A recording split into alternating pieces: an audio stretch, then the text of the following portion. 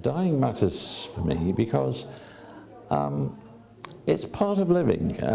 I did a presentation some time ago where I made the observation that shortly after I was born, I started to die.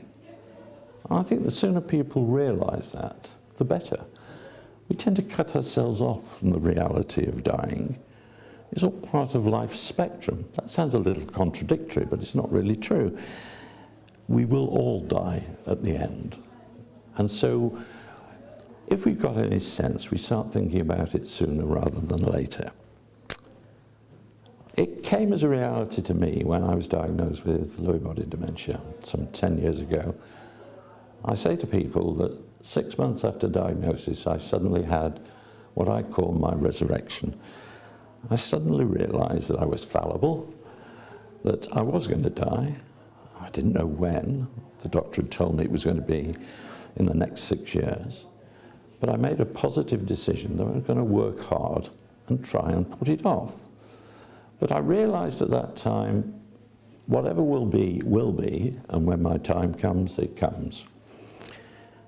10 years later, I'm still doing this, talking to you today, through the eye of this lens.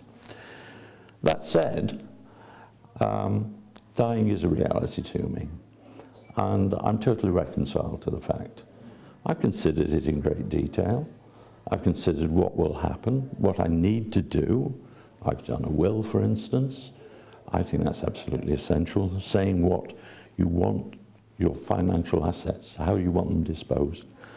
I did an enduring power of attorney long before the Mental Capacity Act came out to ensure that my wishes, insofar as I could predict them, would be followed when I lost my ability to operate and think for myself. It's very clear.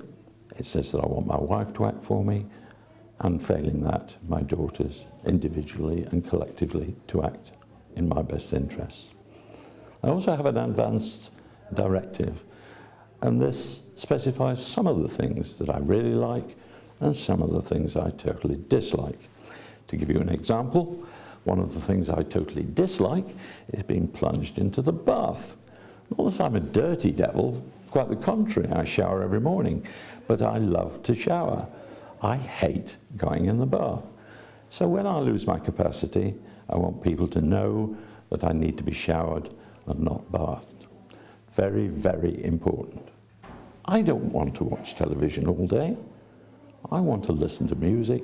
I want to do other things. Whether or not I appreciate them is neither here nor there.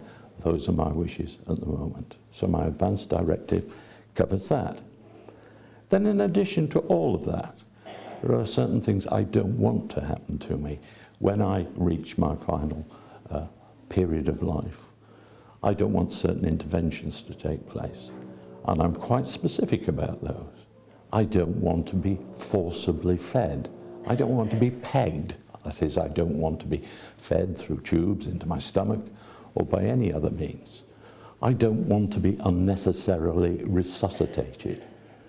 I'm not interested in euthanasia. I think that's wrong. I can't ask anybody at all, to put an end to my life. So assisted dying is out. Euthanasia is totally out. But if I'm going to die, I want to die naturally.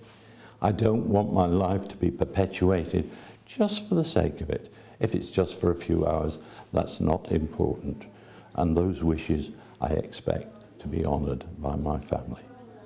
And I've gone one stage further, and that is to say to people that they can use any part of my body after my death, and I've donated my brain to a brain bank in Manchester. I think that's the least I can do, because I go around talking about dementia, what it's all about.